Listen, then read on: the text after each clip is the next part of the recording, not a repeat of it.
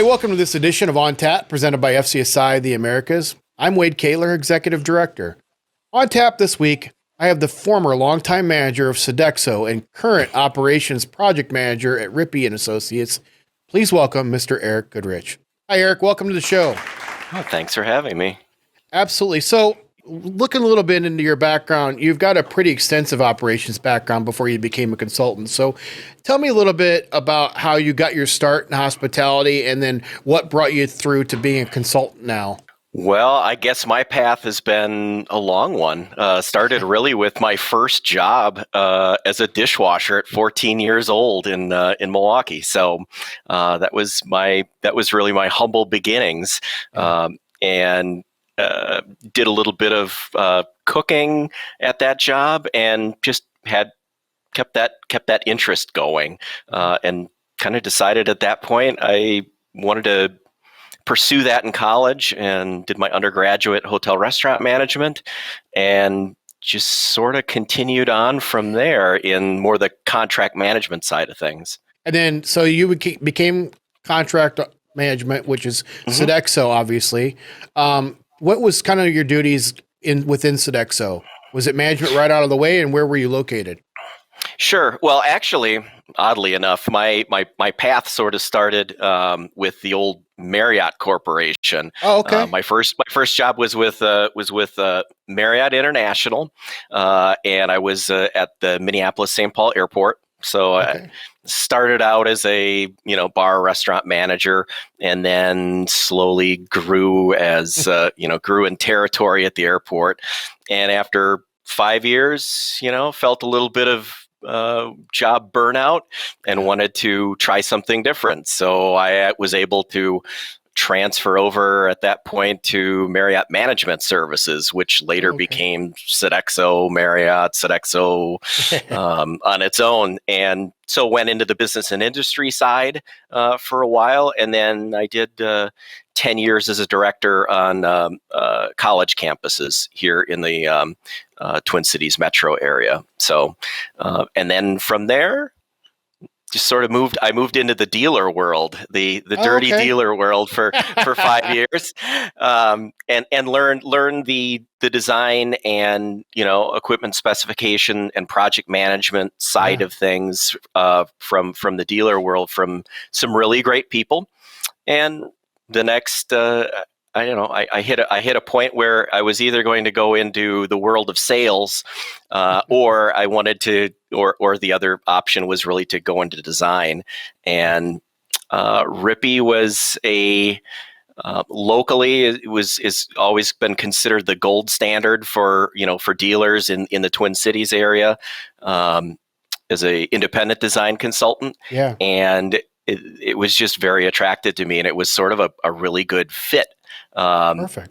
And just sort of a job where you couldn't have created or had a better background for a really niche position. Absolutely, absolutely. So within Rippey, obviously they take care of all segments and industry areas, but is there any certain segment or specialty that you have personally within the company? Yeah. Yep. So I work in the higher education, college, university market segment. We certainly do a lot of K through 12 work as well, and then also we do quite a bit of corrections work as well, which is that's an interesting market segment. Yeah. Yeah, I've had conversation with consultants over the years about the correction industry and how much design difference there really is, that most people would have no idea that you have to think about really minutia details and how somebody could use anything as a weapon, is what I've been told. That is for sure. When you have trustees who are working in the kitchen with sharp objects and everything else, and they have nothing but time on their hands. Yeah. They have very strong imaginations, and will figure things out as far as doing takeovers of the facility and things like that. That very common area for that kind of activity to happen in a corrections facility. So there's a different obviously safety standards with equipment, but also the sight lines are so important of not having any, hidden corners or, Right. things like that. Is there any project that you've worked on in that comes to the top of your mind, or one or two projects that you would consider your favorite that you've worked on so far? Ooh, I think currently one that's under construction that will be opening this summer is a new Memorial Student Union at the University of North Dakota. Okay. It's a beautiful new building on campus, and really it has everything that you would want. I mean, as far as food court location, independent concepts, chain concepts, convenience store, then plus a full service bakery, catering kitchen, banquet serving areas. So really just a wide variety of food service spaces all under one roof. So just the variety of sort of projects within a project Absolutely. has been fun. Getting into that background of yours a little bit, I worked at 3 different universities as well as part of my career. And can you talk a little bit about how much that industry, the collegiate industry, has changed over, let's say, probably the last 10 to 15 years? Because it has definitely changed to the better. Obviously, it's no longer, here's a cafeteria, we're going to throw everything in it and you're good to go. It's become a campus hub, if you will, for a lot of places. How have you seen it change as an operator and now as a consultant? Well, I think I think back in my days as an operator, I think universities just looked at it as a profit center. They quite often they'd throw a Band-Aid on it if there was something broken, but they weren't really forward thinking of really the look and the feel and just all the possibilities that space or those operations could be. Yeah. And I think that trend has been, at least in the last 10 years or so, has really been to say, well, this is an area where our students spend a lot of time, Yeah. and this is a place where we can really improve the student experience, and also it's one of those drivers where if you have a bad program, where it's almost the gateway to students moving off campus.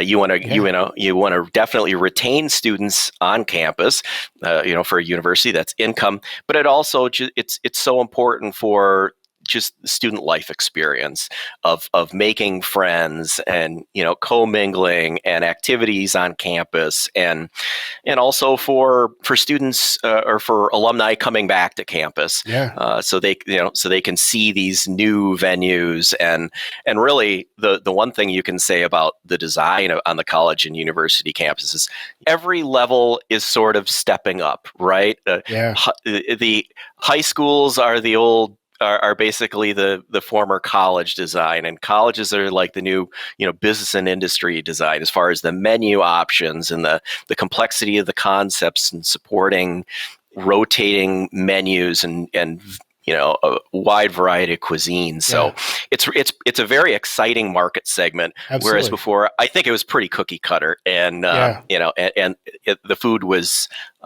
as I remember being back in my college days, wasn't all was palatable, but it certainly wasn't much of an experience. And today, it really is. It's chef driven, and student curated menus. Yeah. Who has been, or has there been somebody that's been maybe your greatest influence in your professional life? That's a good question.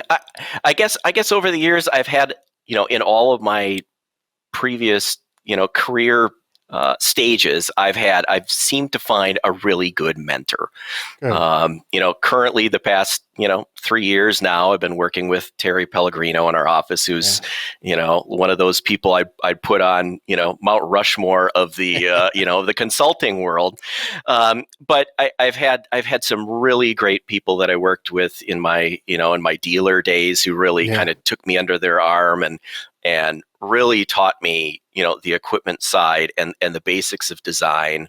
And then, on the operation side, I really was very blessed, even, as a young a young manager out of college, some people who really saw a lot, or saw my potential, Yeah. and always gave me opportunities to succeed, and when they felt I was ready to advance. Yeah. And that's, give somebody the tools to do their job, and then get Yeah. out of the way and let them succeed. And Absolutely. I've always worked best in and thrived in those kinds of environments, or work environments. So Nice. What's one thing about Eric that no one would guess when they meet you? Maybe it's a hobby, or maybe it's something else that nobody would ever know. well, I would say probably for the past 12 years that I've been a member of a St. Paul-based paranormal society. So Oh, Eric's a ghost hunter as well. So nice. Any good ghost stories? oh, I could go on and on with ghost stories, and Okay. quite honestly, once people find that out, it's sort of a never ending Yeah, absolutely. asking questions about it. So, um, I could maybe give a list of some of the most haunted places I've been in, but Hey, give me a couple of them. sure. I would say probably the most haunted location I've ever been in is Waverly Hills Okay. in Kentucky. That is most certainly, it's a giant, former tuberculosis hospital. The one thing I can say about a lot of the places that we do end up investigating are former, institutions, whether they Yeah. be former hospitals, mental hospitals, prisons, and they all have commercial kitchens, and I always find myself drawn to those areas, and and spending time, just because of the amount of energy and time that people spent in those areas. You'd be surprised how active a kitchen is, even long after the residents of the location or the employees are gone. So You've just prevented a lot of people walking in a commercial kitchen right now. People listening to this are now like, they will never step foot in a commercial kitchen. What is one piece of advice you give to anyone thinking about making a career change to become a food service consultant? Well, I don't know as if I would say the advice that I would give is, well, at least personally for me, this was sort of a mid-career move for me. Okay. As far as a consultant, I think you need to draw from just a breadth of experience, Yeah. over the years, whether it be, on the operational side or the design side. I think that all of those experiences, those career experiences, work experience, it all comes together, and it just makes you that much more valuable. Yeah. To the client, to the owners, because you're able to, one, speak the language of the industry, and two, really know best practices. Yeah. When you're getting ready to travel to see a client, whether it's a meeting or whether it's a site visit or whatever, what are the three must-haves that you have to have with you when you leave? I need a good book. If I'm going to be if I'm going to be flying, for sure, there's a lot of downtime, so a good book is always good to have. I definitely need to have a laptop, for sure. We're in that digital age. Absolutely. For doing equipment reviews, or drawing reviews, things of that nature. A third item. Wow, now I'm getting stuck. I'll give you one. You need a charging cable for that laptop. There you go. There you go. Yes, an extra battery. Absolutely. Always need extra batteries. And then my final question is, what is the three things that if I asked your friends or family about Eric, they would tell me to describe you? I think sense of humor. Definitely have a sarcastic sense of humor, but a pretty strong, unique one. Definitely passionate about my interests, my hobbies, and work.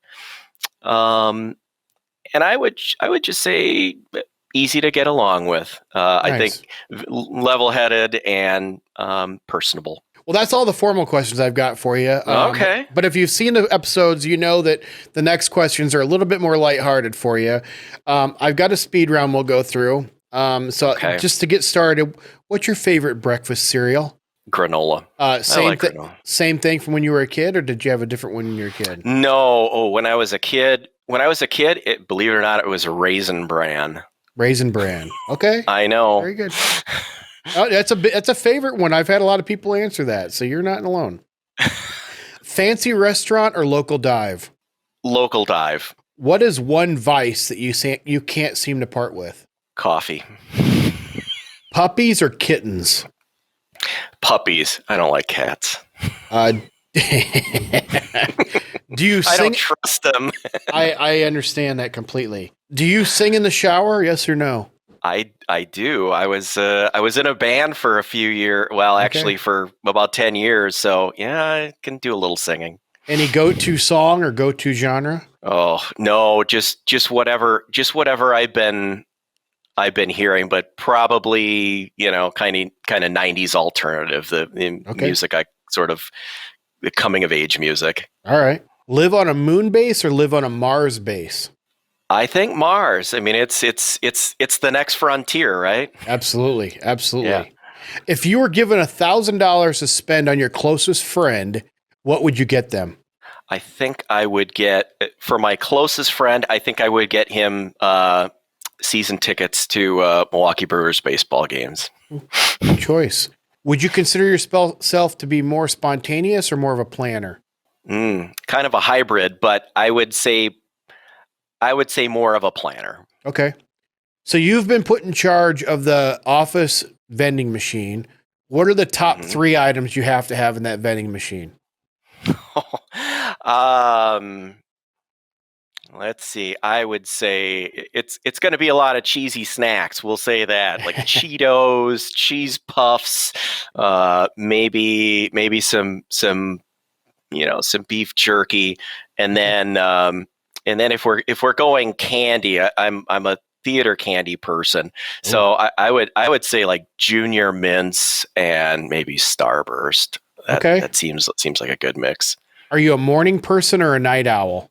I think I've always been a morning person. I think that just comes from my operations days of being, be to the bakery at 3:30 in the morning for work. So yeah.